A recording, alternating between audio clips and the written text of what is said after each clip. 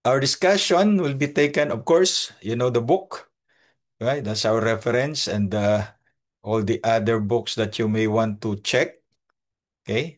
And of course, the usual, the YouTube channel. By the way, may yung mga members ng channel na we have a raffle at may mga law books kayo mapapanalunan for those who are members.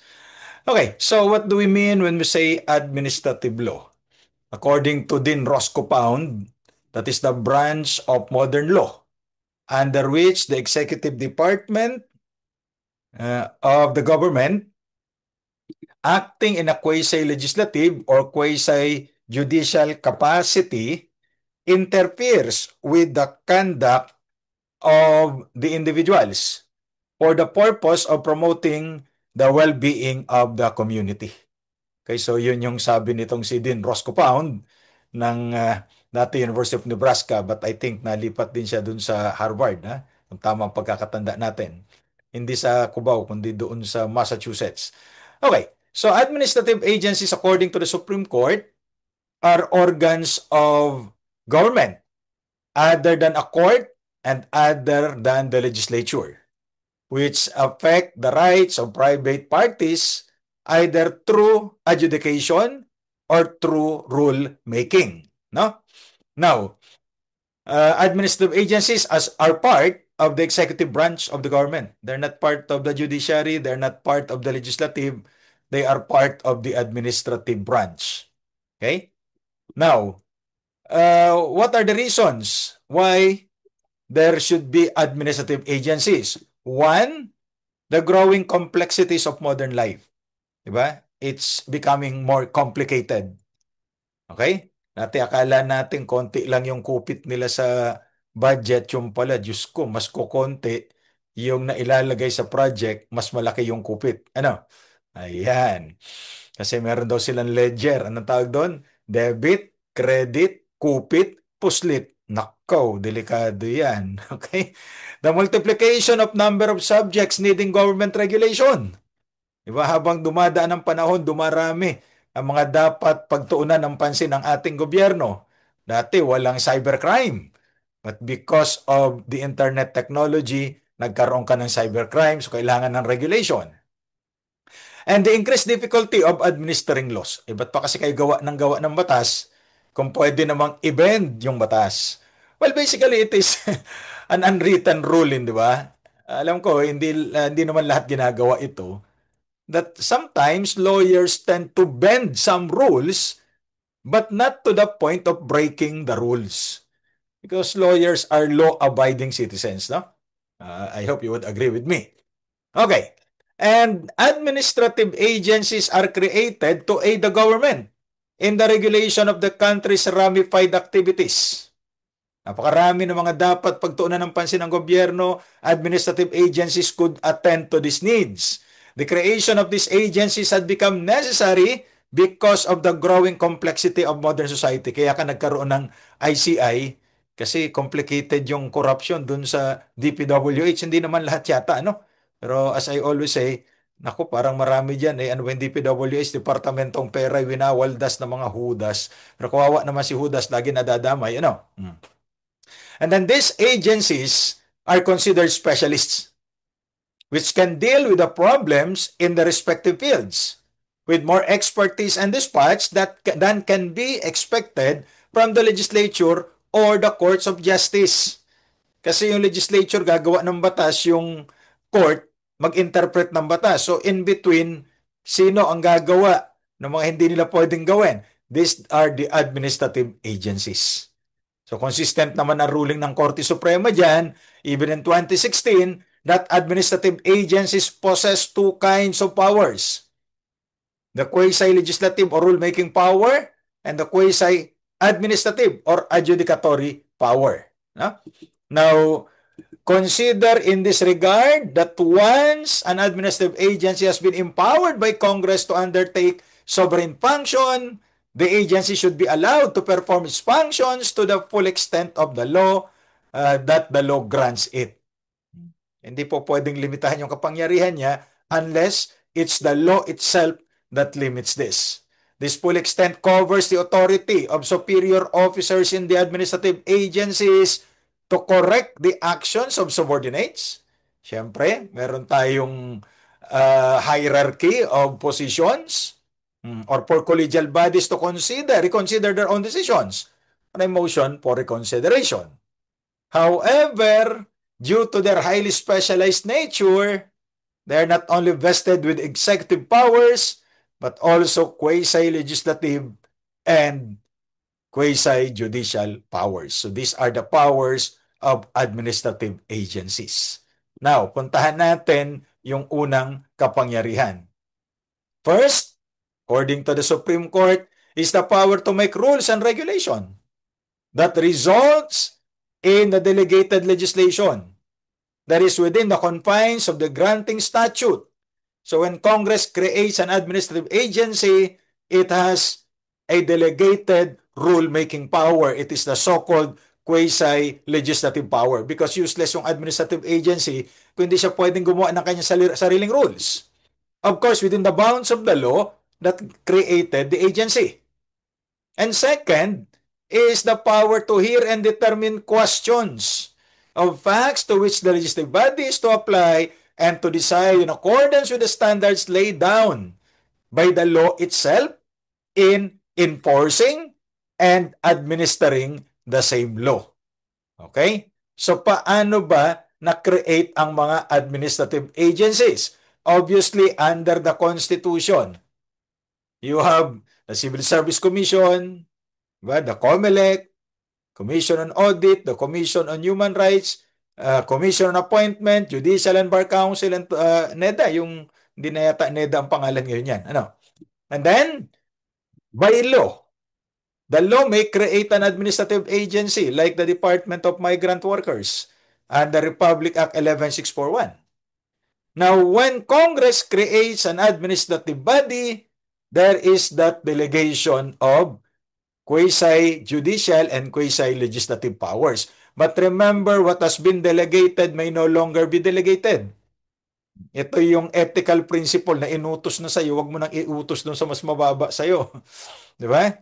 However, may mga exceptions naman ito. And one exception is delegation of legislative power to the administrative agencies. Why? Because through delegation, Congress may devote more time to other pressing matters.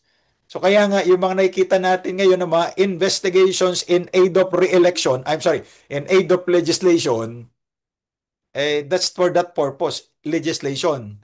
So sino pa rin magpa-file ng kaso? Natural, yung DOJ or Ombudsman as the case may be.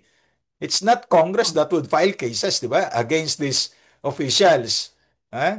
Na nagkaroon ng ebidensya on their liability. But Congress, particularly the Senate right now, may submit all these documents or forward, not submit, but forward all these documents to these agencies who are supposed to be prosecuting. Okay, so what are the tests for valid delegation? Of course, you have the completeness test and the sufficient standards test. I think you are familiar with that. Now, to determine completeness, all the terms and conditions of the law must be there and must leave nothing to the delegate except to implement it. So wala siyang discretion to interpret the law. What can only be delegated is not the discretion to determine what the law shall be, but determine how the law shall be enforced. Yun ang dapat gawin. Di ba? Wala siyang option. Kung i-implement niya o hindi, dapat niyang i-implement. Now, you also have the sufficient standards test. Wala kinalaman yung picture, pero yan ang reklamo sa ating bayan, hindi ba?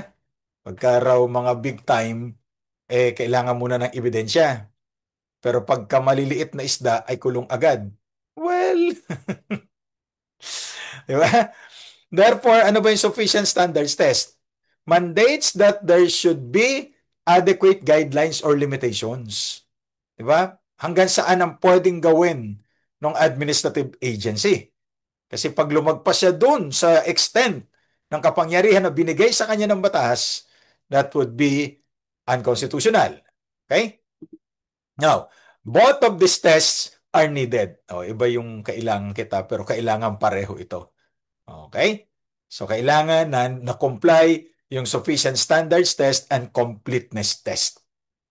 Ngayon, another mode of creating administrative agency ay through executive order.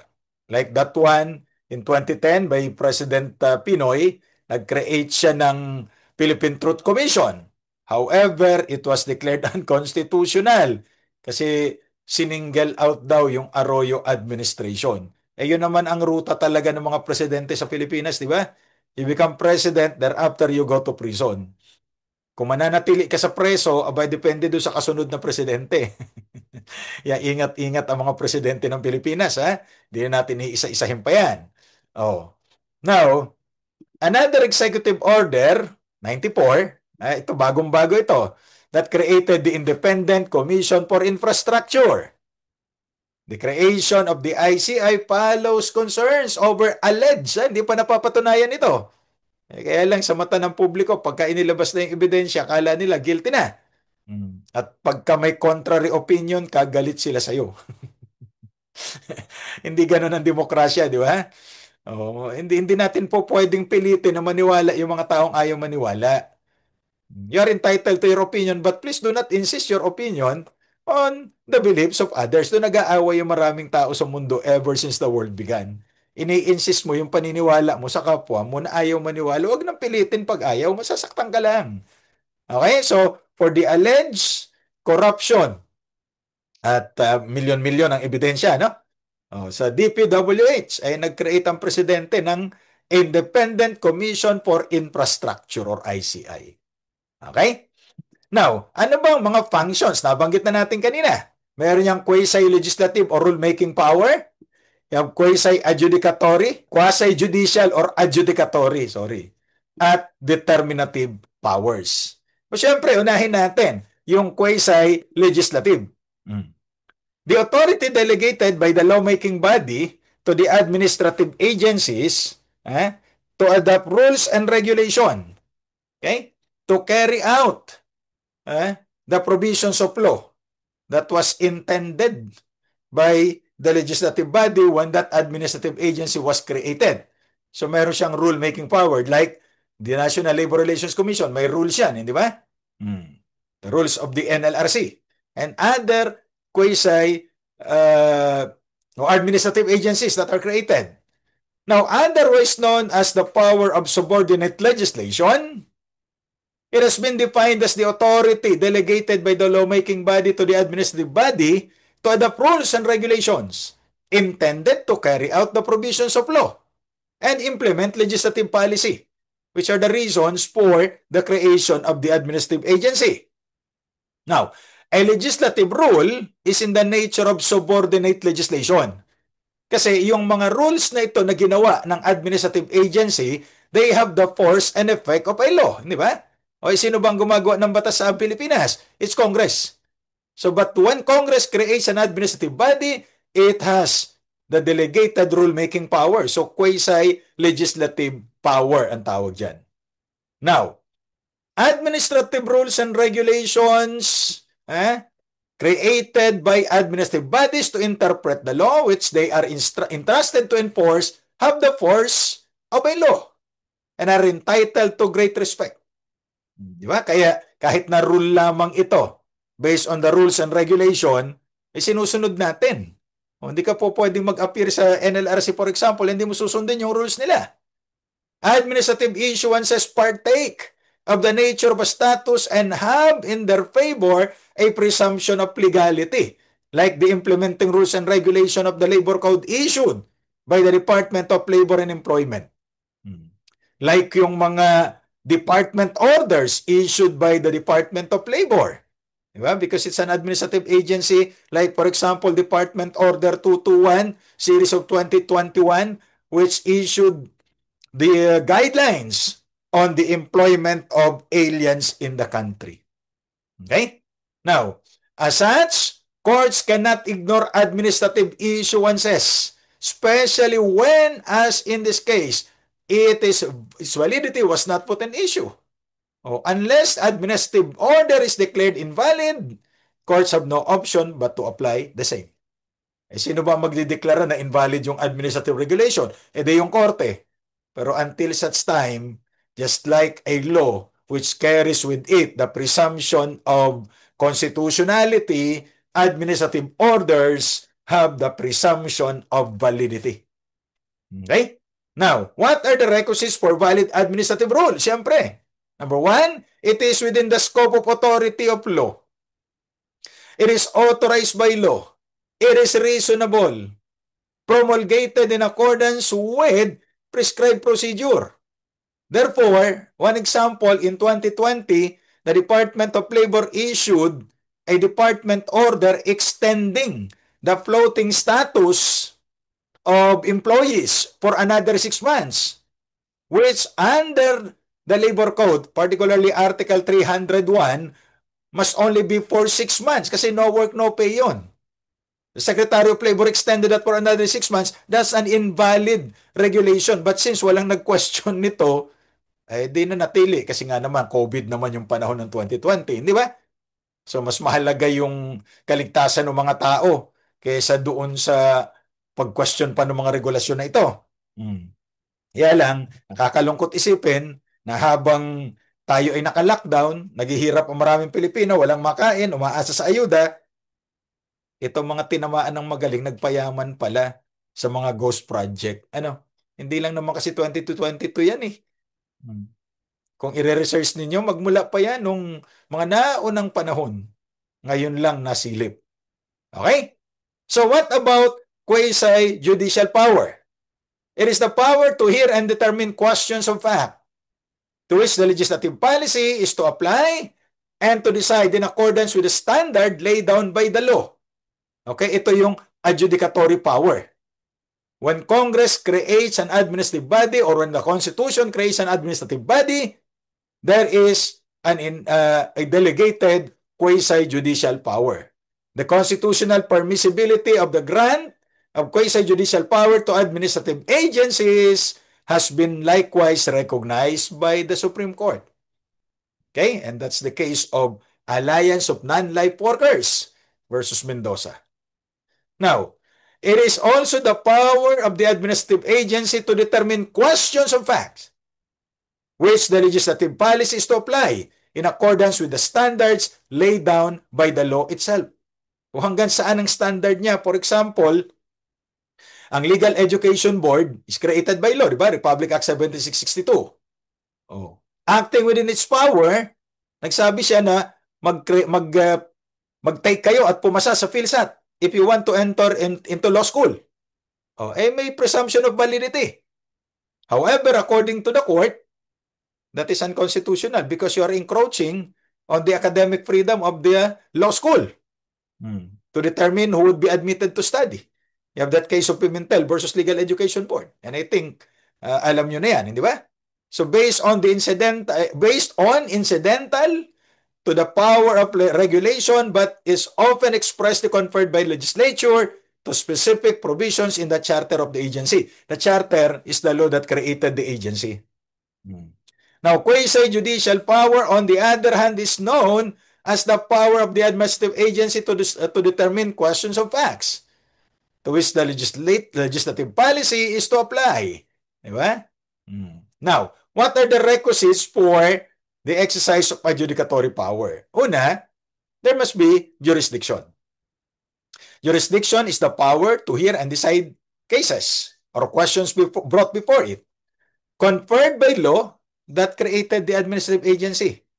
That's why when the Professional Regulation Commission wanted to regulate the review centers in the country, the Supreme Court said that's not within your power. Under the law that created the Professional Regulation Commission, it is not empowered to regulate review centers. Kasi gustong i-regulate ng PRC yung mga review centers eh. So you have that case of RECAP. Hindi itong Review Center Association of the Philippines ito, no? RECAP versus Ermita in 2009. 2007. Okay? Of course, due process must be observed because that's a constitutional requirement. That requires notice and hearing. And according to the court, as it involves the exercise of discretion in determining the rights and liabilities of the parties, The proper exercise of quasi-judicial power requires the concurrence of two elements. One, jurisdiction, as we discussed, and two, observance of the requirements of due process. So, consistent dito ang Korte Suprema. Now, maitanong natin, ano bang administrative due process? Due process does not always entail notice and hearing prior to the deprivation of a right. Okay?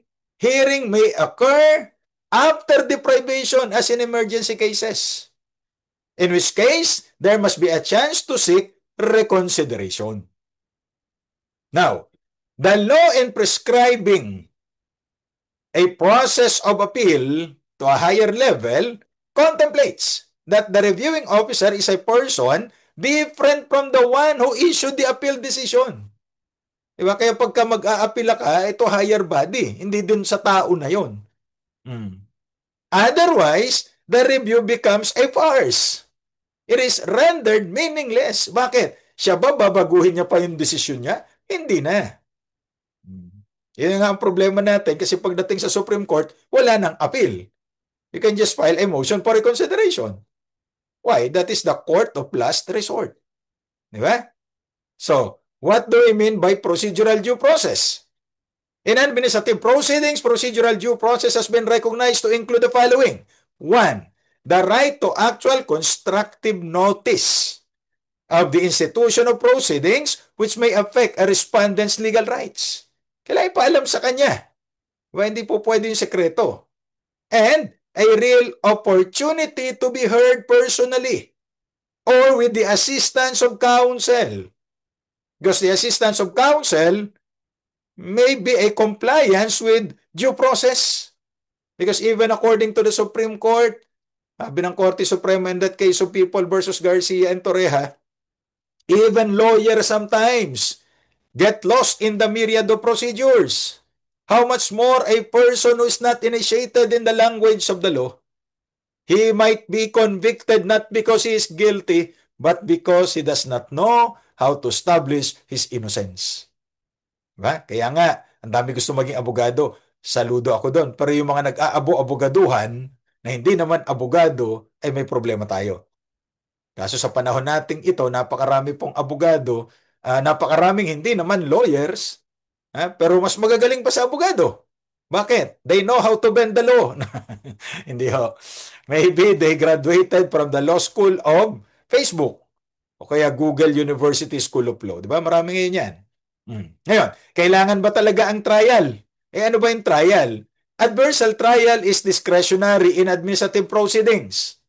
Parties cannot demand trial as a matter of right.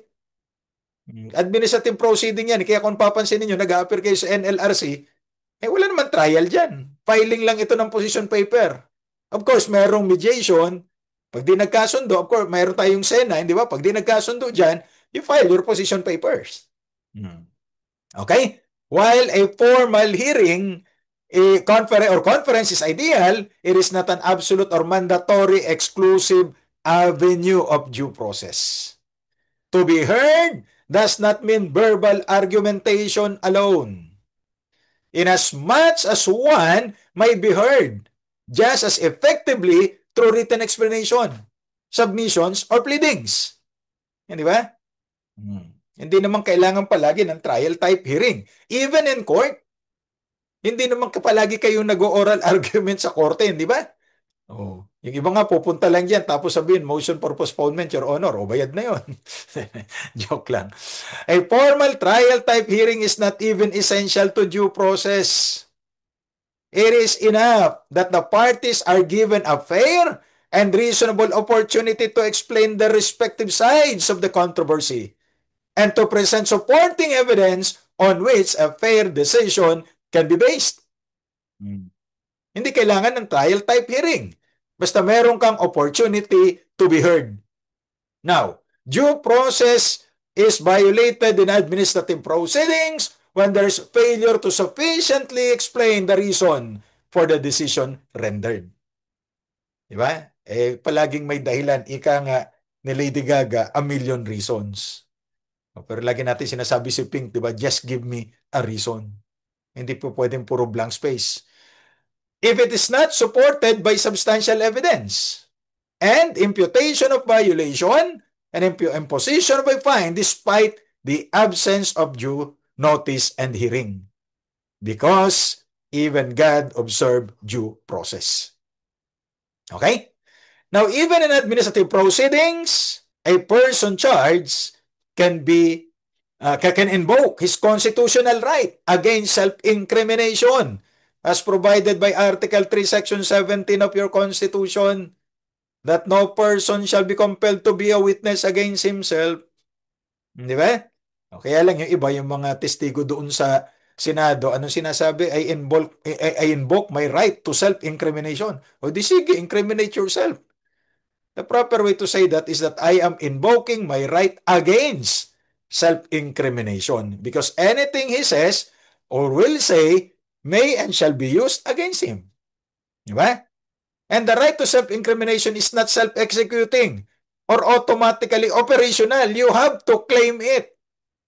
Because according to the court as early as 1989, if that right against self-incrimination is not claimed by the witness, the protection does not come into play. Paano mo naman maririnig kung ayaw niyang, kung pabulong lang? Ayan. Now, it follows that the right may be waived, expressly or impliedly. Pagka sumagot ka na, wala na yung right against self-incrimination na i-invoke mo. As by failure to claim it at the appropriate time. The right against self-incrimination may be invoked by the respondent at the time he is called by the complainant as a witness. But then even in administrative proceedings, available yung right against self-incrimination. However, if he voluntarily takes the witness stand, bakit nga ba witness stand? Nakatayo naman ang mga tao, nakaupo naman pala ang mga tao, pero witness stand. Yan ang unang panahon kasi sa Inglaterra, ang pagkakaalam ko, nakatayo talaga ang mga testigo para mapagod at magsabi na ng totoo kasi pag di siya nagsasabi ng totoo, nakatayo siya maghapon. Di ba? Ngayon, sanay naman yata silang nakaupo na lamang. But he may still invoke the right when the question calls for an answer which incriminates him for an offense other than that charge. Kaya nga po, ito ang mga tanong. Ito bang mga resource persons sa Senado have the right to invoke that right against self-incrimination? Yes. Because hindi natin kinakampihan itong mga tinamaan ng magaling na ito dahil ang dami nilang perang nakuha kung totoo yun. But we have to look into their constitutional right. That's why we're studying the law. Because we're in a democracy, the end does not justify the means. If I may quote from William Blackstone, ano ba sabi niya? It is better that 10 criminals escape than that one innocent person suffer. Di ba? But, sa Senado o sa House of Representatives, yung mga resource persons, hindi ko kasi akusado itong mga ito pa eh. They are called resource persons. I am not lawyering for them. They are resource persons. Maliwanag ang sinasabi ng Korte Suprema dyan in a long line of cases, the latest of which was Ong versus Senate. Una, the inquiry must be in aid of legislation, not re-election. In aid of legislation. Number 2, the rules must be published. And number 3, the rights of persons appearing must be respected. And that includes the constitutional right against self-incrimination. Kaso may mga senador tayong napapansin na kapag yung sagot nung resource person ay hindi ayon sa kanyang gusto, nagagalit. Naku, mali po yan. And that's the problem. That's the danger pag hindi masyadong nag-aral ng constitutional right itong ating mga lawbreakers. Ano yan? Lawmakers. Ayan. Okay. So, kailan naman, hindi kailangan yung hearing, di ba? When there are urgent reasons, discretion is exercised by an officer vested with it upon an undisputed fact. If it involves exercise of discretion and there is no grave abuse of discretion, kasi pag may grave abuse of discretion, pwedeng dalhin sa korte yan on a petition for certiorari, di ba? And when rules to govern future conduct of persons or enterprise unless law provides otherwise in the valid exercise of police power. Ito yung mga instances when hearing may not be required. Now, what about the determinative power? Ito yung pangatlong power ng administrative agencies, di ba? It is to better enable, eh? Parang mali ang spelling dito, pasensya na. To better enable the administrative body to exercise its quasi-judicial authority, it is also vested with what is known as determinative powers and functions. Ano ang kasama dito sa determinative power and functions na ito? They are classified generally into the enabling powers and the directing powers. Anong kasama dyan sa mga powers na yan? Yung directing powers kasama yung dispensing, examining, and summary powers. Yan ang sabi ng Korte Suprema in that case of Alliance for Family Foundation versus Garin. Okay? Now, the enabling powers are those that permit the doing of an act which the law undertakes to regulate, which would be unlawful without government approval. Kailangan i-direct mo siya paano gagawin ito. The most common example according to the court is the issuance of license to engage in a particular business or occupation. You cannot practice law without being allowed to do so. And passing the bar exam, signing the roll, would enable you to practice the law profession. Or, pagka nagpa-practice ka na nagbabayad ka ng professional tax, di ba? Oh, yan ay part ng enabling powers ng administrative agencies. Di ba? Hindi ka po pwede mag-practice as an engineer. Na ito na ngayon ang pinaka-luxurious yatang profesyon, engineering. Hindi na lawyering. Engineering. Pero may qualification na dapat contractor kayo. At kakontrata nyo ang DPWH. At nagagalit na yung mga architect. Wag daw silang ihalin tulad dito sa mga korap na ito. Nagagalit na rin po yung mga buhaya. Kasi kinukumpara nyo sila dito sa mga politiko. Ba't sila nagagalit? Yung mga buhaya daw kasi pagbusog na, tumitigil na, nagpapahinga na. Itong mga politiko, naku po, walang kabusugan. Di ba? Ayan. So, like the operation of liquor store or restaurant, kailangan ng permit niyan. Now, meron din tayo tinatawag na administrative appeal and review. In the case of spouses Huang versus Land Bank, it bears stressing that an appeal is not a right, but a mere statutory privilege. That's the general rule. Okay? We also have res judicata administratively. Ano ba itong res judicata na ito? A matter judged. It is the principle that a cause of action may not be relitigated once it has been judged on the merits. Diba? Final and executory. Ang sabi ng Korte Suprema, once the judgment has become final and executory, it becomes immutable, unalterable, except correction of clerical errors. Ngayon, res judicata, embodied in Section 47, Rule 39 of the Rules of Court, means a matter adjudged, a thing judicially acted upon or decided, a thing or matter settled by judgment. That's why in that case, it lays the rule that an existing final judgment or decree rendered on the merits without fraud or collusion by a court or competent jurisdiction upon any matter within its jurisdiction is conclusive of the rights of the parties and their privies. In all other actions or suits in the same or any other judicial tribunal or concurrent jurisdiction on the points and matters and issue in the first suit. Ibig sabihin, lahat may katapusan. Walang forever. Diba? Ngayon, what are the elements of res judicata? In general, the judgment sought to bar the new action must be final.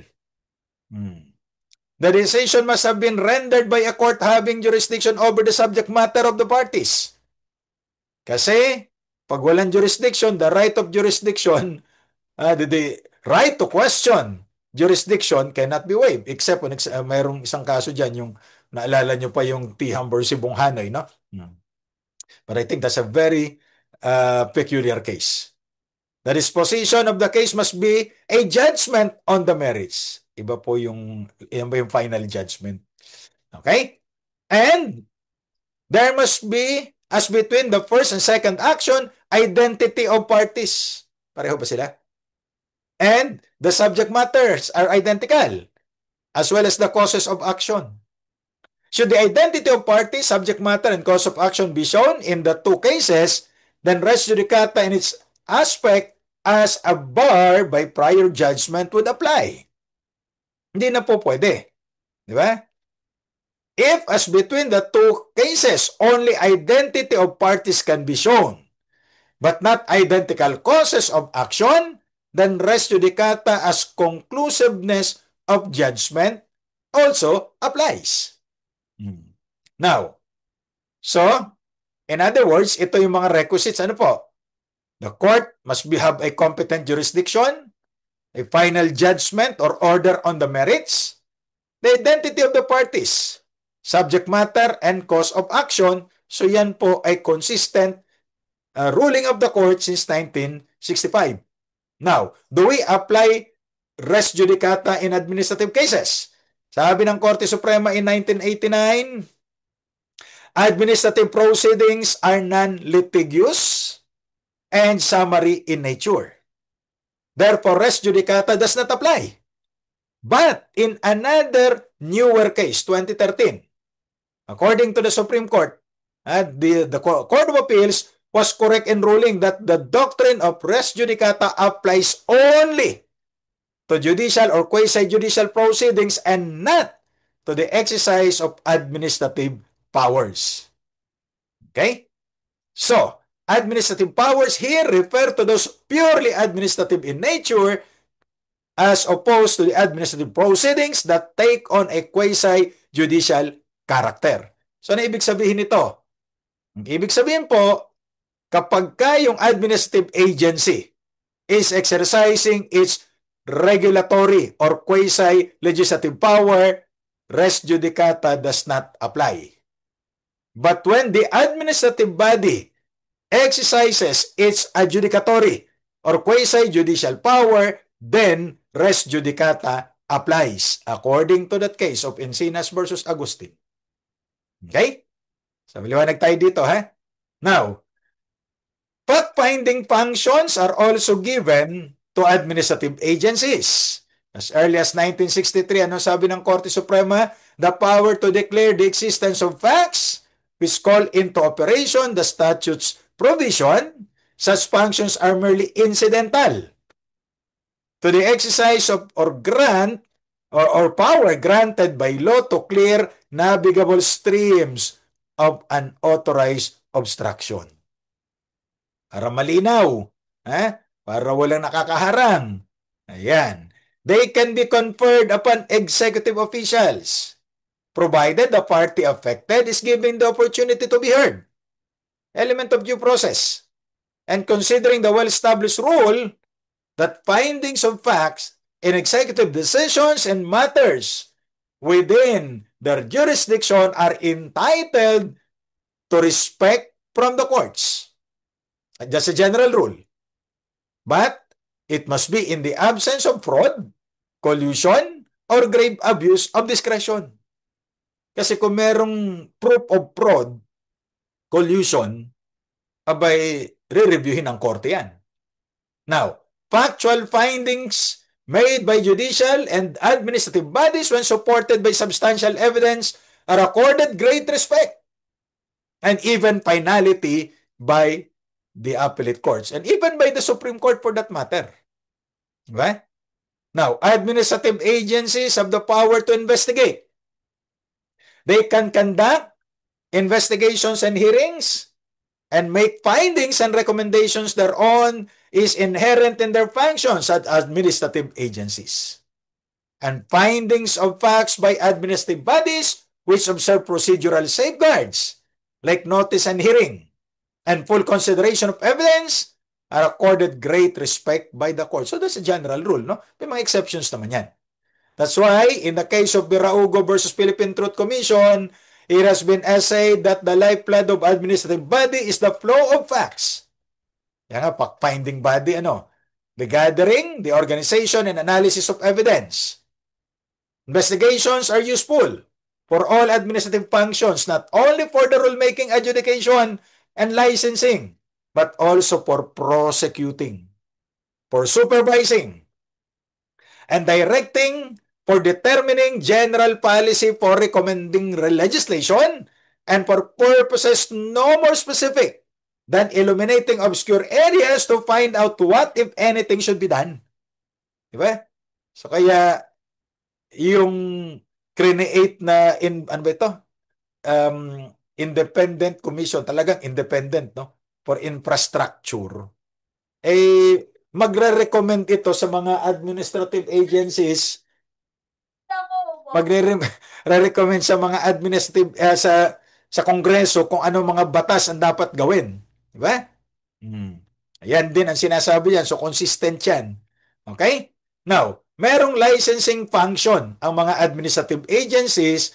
For example, in the 1987 Administrative Code, when a grant, renewal, denial, or cancellation of a license is required to be proceeded by notice and hearing, the provisions concerning contested cases shall apply insofar as practicable. Now, except in cases of willful violation of pertinent laws, rules, and regulations, or when public security, health, or safety requires otherwise, no license may be withdrawn, suspended, or revoked, or annulled without notice and hearing. Diba? So katulad ng mga inisyuhan ng business permit ng mga nightclub diyan sa Maynila, biglang ni-revoke ng City Council. Pues sabi ng Korte Suprema, hindi po pwede yan. Kasi you cannot exercise police power at that point. You have that case of City of Manila versus Lagyo. Diba? Now, it includes the whole or any part of the agency, permit, certificate, passport, clearance. So ito yung mga licensing function ng administrative agencies. While the license has made timely and sufficient application, licensee, for the renewal of the license with reference to any activity or continuing nature, the existing license shall not expire until the application shall have been finally determined by the agency. So, continuous yung license na naibigay na. Di ba?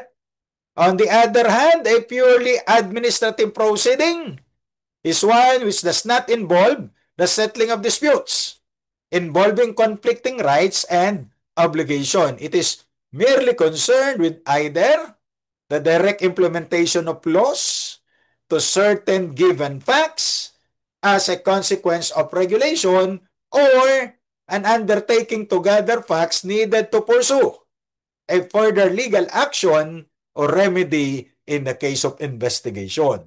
Kasi baka mamaya wala ito sa kapangyarihan nitong administrative agency. In other words, it does not make binding pronouncements as to parties' rights and or obligation as a result of conflict or controversy, whether legal or factual. Kasi trabaho ng korte yan. Now, covered by this type of proceeding is an agency's grant or denial of application, licenses, permits, and contracts which are executive and administrative in nature. A license does not vest absolute right to the holder. Di ba? Inisyuhan ka ng lisensya para mag-operate ng broadcasting company, po pwedeng bawiin as in the case of ABS-CBN. Hindi ba? Ayan. It is not a contract, property, or a property right protected by due process clause of the Constitution. Kasi nga, privilege ito, hindi ito right. Relatedly, there certainly is no such thing as vested right to expectation of future profits which can be gained from possession of a franchise. Kaya yung pinasarang television network, hindi pwedeng singilin ng gobyerno dun sa mga nawala niyang revenues. Diba? Kasi hindi siya na-renew yung kanyang franchise. Now, fixing of rates, wages, and prices, kasama rin ito sa mga duties ng administrative agency. O kaya nga, pagka yung, yung North Luzon Expensive Way, at saka yung South Luzon Expensive Way, lalo na expensive yung Skyway, magtataas ng kanilang mga rates, abay dumadampa ito dun sa Toll Regulatory Board, hindi ba? Hmm. Okay. And of course, the legislature has delegated to the Public Service Commission the power of fixing the rates of public service. Diba? But it has not authorized the Public Service Commission to delegate that power. Oh, dapat siya ang gagawa niyan. Now, what do we mean by the doctrine of primary jurisdiction? It holds that if a case is such that its determination requires expertise, specialized training, and knowledge of an administrative body, relief must be first obtained in an administrative proceeding before resort to the court is had, even if the matter may be well within the proper jurisdiction of the court. Now, it applies where a claim is originally cognizable by the courts and comes into play whenever enforcement of the claim requires the resolution of issues under a regulatory scheme have been placed within the special competence of an administrative agency. So, ibig sabihin, unahin muna natin doon sa administrative agency bago ka pumunta sa korte. Like for example, ito mga franchise ng mga common carrier, di ba? In your law of transportation, bago pumunta sa korte, punta ka muna doon sa nag-i-issue ng franchise. For land transportation, you have the LTFRB. Now, in such case, the court in which the claim is sought to be enforced may suspend the proceeding. Punta muna kayo doon sa LTFRB, doon sa example natin, before the court will intervene. Kasi baka mamaya, mas ma-resolve doon eh. Pag din lang kayo nagkasundo, sa kanilang tayo pupunta sa korte. So what are the requisites for applying this doctrine of primary jurisdiction? The administrative body and the regular court have concurrent and original jurisdiction. Okay? The question to be resolved requires expertise of administrative agency. Of course, pagdating dun sa determination ng sino ba i-issuehan ng Certificate of Public Convenience. Take note, ito ay Certificate of Public Convenience. Kaya kapag ka itong mga common carrier natin or public transportation, hindi ka na komportable, hindi ka na convenient, they are violating their franchise. Kaya lang sa Pilipinas, parang yung franchise, akala nila karapatan. Diba? Even driver's license, this is just a privilege. So the government can suspend that. Legislative intent on the matter is to have uniformity in rulings para hindi pa iba-iba. And then administrative agencies performing a quasi-judicial or adjudicatory but and not rule-making or quasi-legislative function. Okay? Kasi pag legislative function or quasi-legislative function, diretso mo na sa korte. Diba? Kasi wala naman tayong ibang pupuntahan yan. Ngayon, if the agency has exclusive jurisdiction, the doctrine of primary jurisdiction does not apply. Okay?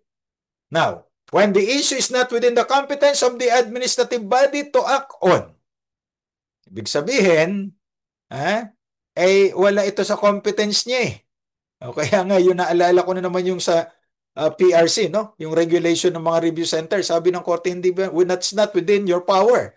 Because the law creating you did not include such power to regulate. Now, when the issue involved is clearly factual question and does not require specialized skills and knowledge for resolution to justify the exercise of primary jurisdiction, diretso ka na sa korte niyan. Di na kailangan pa duman sa administrative agencies. And if the case is not dismissed but merely suspended until after matters within the competence of the administrative agency are threshed out and determined. Parang in the nature of prejudicial question, gano'n. Now, there is also the doctrine of exhaustion of administrative remedies. That before you go to court, exhaust administrative remedies first. Well, you're familiar with that before you can file a petition for certiorari, you have to file a motion for reconsideration as part of exhaustion of administrative remedies, hindi ba? Because according to the court, the thrust of the rule is that courts must allow administrative agencies to carry out their functions and discharge their responsibilities within the specialized areas of the respective competence. Sila nakakaalam niyan. Like for example, yung ano ba yan, Department of Information and Communication Technology. Ay, masanay sila doon pagdating sa teknolohiya, sa computer, ano? Kaso baka sila pa unang nahak, di ba? The rationale for the doctrine is obvious. It entails lesser expenses and provides for the speedier resolution of controversies. Comity and convenience also impel courts of justice to shy away from a dispute until the system of administrative redress has been completed. Wala na kayong ibang recourse. Sabi ng administrative agency, talagang hindi pwede. That's the time you go to court. However, the doctrine of exhaustion of administrative remedies applies to petition for certiorari as already mentioned. Di ba? So you have to allege grave abuse of discretion. And the failure to exhaust administrative remedies affects the rightness to adjudicate. Remember, yung rightness is an element for proper judicial review. Di ba? Na pag hindi pa ripe for adjudication because there is no actual case or controversy, the court will not intervene. Okay? Now, premature intervention. Lahat naman ng premature ay hindi yata maganda. Would interfere with this administrative mandate, leaving administrative action incomplete. If allowed, such premature judicial action through a writ of certiorari would be a usurpation that violates the separation of powers principle that underlies our Constitution. So before you go to the court, exhaust administrative remedies. Okay? Now, in that case, sabi ng Korte Suprema, yung chairman ng Palawan Council for Sustainable Development, in proper cases, indeed, the rigidity of procedural rules may be relaxed or suspended in the interest of substantial justice. Ito na yung mga exceptions, di ba? The power of the court to accept a particular case from its rules whenever the purposes of justice so required cannot be questioned. It's discretion of the court. So ano ngayon ang mga exception dun sa doctrine of exhaustion of administrative remedies before going to court? In other words, bago ka mag-certiorari, mag-motion for reconsideration. But there are exceptions. One, when there is a violation of due process. Okay? Notice and hearing is required. When the issue involved is purely a legal question, because the administrative agency may not be the competent authority to determine what the law means. It's the proper province of the court. When the administrative action is patently illegal, amounting to lack or excess of jurisdiction, so certiorari na yan. Grave abuse of discretion na yan. Now, where there is estoppel on the part of the administrative agency concerned, of course, you know the concept of estoppel, di ba? When you ought to claim that right and you did not claim it, later on you cannot say that you might claim it. When there is irreparable injury to the party. Now, when the respondent is a department secretary whose acts as an alter ego of the president bears the implied and assumed approval of the latter. Kasi lahat naman ng gawa ng mga cabinet members, di ba, ay imputed to the president because of the alter ego doctrine or doctrine of qualified political agency. When to require exhaustion of administrative remedies would be unreasonable. Well, factual issues yan. When it would amount to a nullification of a claim. Diba? And, napakahaba ng exception na ito. When the subject matter is a private land in land case proceedings. Diretso ka na sa korte. When the rule does not provide a plain, speedy, and adequate remedy. Sabi ng rules, walang MR. Where there are circumstances indicating the urgency of judicial intervention. Madalian. And when no administrative review is provided by law. Diba? Saan mo dadalhin yung desisyon ng administrative body na ito ay wala namang mas mataas na agency para mag-apila ka. Where the rule of qualified political agency applies and when the issue of non-exhaustion of administrative remedy has been rendered moot. Of course, you know the issue of moot and academic. Sabi niyo ba, mute and epidemic? Huwag naman ganun. Okay? Now, failure to exhaust administrative remedies does not affect the jurisdiction of the court. The only effect of non-compliance is that it will deprive complainant a cause of action, which is a ground for a motion to dismiss. Okay, but the court maintains jurisdiction. But if not invoked by at the proper time, the ground is deemed waived. So kaya kung ikaw ang nakakakita na may failure to exhaust administrative remedies, you better say it. Otherwise, pag hindi yan na-invoke, ay waive na yan. Now, a public servant was an issue against a directive. For her reassignment must exhaust her available administrative remedies before resorting to judicial action. Diba? Inilipat siya sa ibang posisyon, ay meron pa naman Civil Service Commission. Diba? So why immediately go to the court? The non-exhaustion of available administrative remedies is fatal to the resort to judicial action. So kaya, kung kayo ay nasa gobyerno, bago kayo pumunta sa korte, kung ito ay affecting your employment, you better exhaust administrative remedies. Now, you also have the doctrine of finality of administrative action, that the doctrine of conclusive finality is defined as the comity that courts extend to executive branch and the recognition of the expertise of administrative agencies in dealing with particular questions of fact. Simply put, the appellate court may defer to the factual findings of administrative agency due to comity. Ano ba yung comity? Reciprocity. Diba? Kasi itong mga administrative agencies would also defer to the decisions of the court.